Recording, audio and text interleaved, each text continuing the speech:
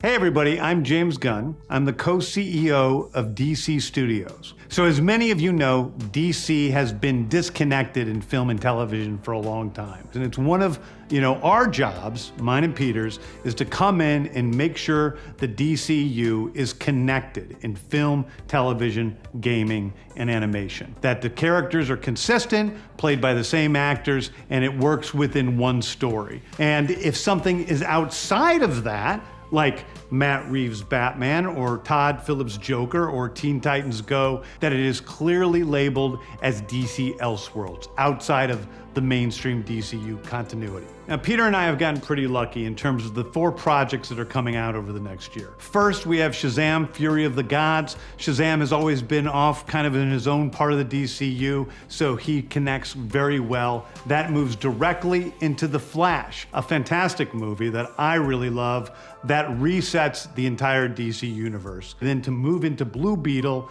a fantastic film about a kid who's a marvelous part of the DCU, and then into Aquaman 2, which leads directly into our next few projects, which I'm going to tell you about now. So, Peter and I, along with a group of very talented writers, have started to map out an 8 to 10 year plan of what DC Studios will be in film, television, and gaming. This first chapter is called Gods and Monsters. Now this, what I'm about to tell you, is a part of the first chapter. It's not the entire first chapter. The first project is Creature Commandos. Creature Commandos is an animated series. I've written all the episodes. Something we're gonna do that's a little bit different at DC is we're gonna have characters move into animation, out of animation, usually having the same actor play their voice as who plays them in live action.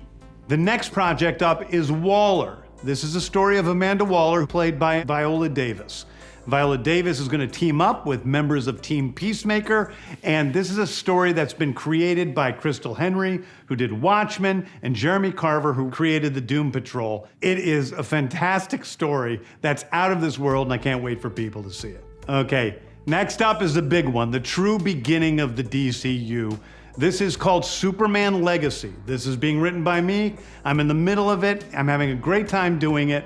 And Superman will be released into theaters July 11th, 2025. Okay, the next thing is a big premiere HBO television series called Lanterns. This is a story of a couple of Green Lanterns, John Stewart and Hal Jordan, and we have a few other Lanterns peppered in there, but this is really a terrestrial-based TV show, which is almost like True Detective with a couple of Green Lanterns who are space cops watching over Precinct Earth. In it, they discover a terrifying mystery that ties into our larger story of the DCU. Next is a big movie called The Authority. The Authority is a passion project of mine. It's based on the marvelous Wildstorm characters we are now bringing into the DCU and will interact with all of our primary DCU characters. The Authority are a group of superheroes who think the world is broken and they want to fix it by any means necessary. I think it's a very different look at superheroes. We're doing a television series called Paradise Lost.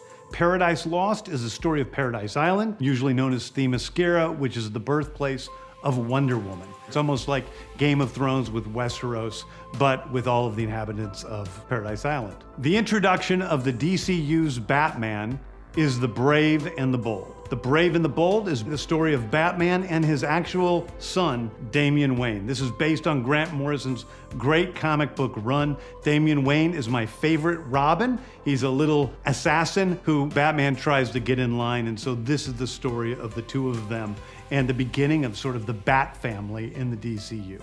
Next up is a TV series called Booster Gold. Booster Gold is one of comics' really popular cult heroes. He is a fascinating guy. He's a loser from the future who uses future technology to come back to present day and become a superhero so that people will love him. It is basically the superhero story of imposter syndrome on an HBO Max series. One of my favorite comic book series from last year was Tom King's run on Supergirl, Woman of Tomorrow. And so we're gonna turn that into a big science fiction epic film. Now, Superman is a guy who was sent to Earth and raised by loving parents, whereas Supergirl in this story, she is a character who was raised on a chunk of Krypton. She watched everybody around her perish in some terrible way, so she's a much more jaded character. And that brings me to Swamp Thing, the last thing we're gonna talk about, a very dark horror story in the origins of the monster who is Swamp Thing. And although it's totally outside of the rest of the DCU, it will still feed into the rest of the stories.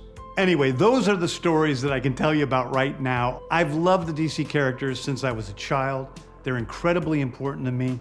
I knew that this was a once-in-a-lifetime opportunity to do something very different. One of the things that's very important for me in all of these movies and TV series is that the director's vision and the vision of the writers and all of the creators is unique and something special. Storytelling is always king. That's all that matters to us. And I want to be true to those stories. I want to be true to you guys and really give you something different than you've ever seen before. Anyway, thank you, everybody. I appreciate you watching. I hope this was exciting for you because it's really exciting for me. And I can't wait to start to dive into these stories with you guys on this grand adventure. Thank you so much.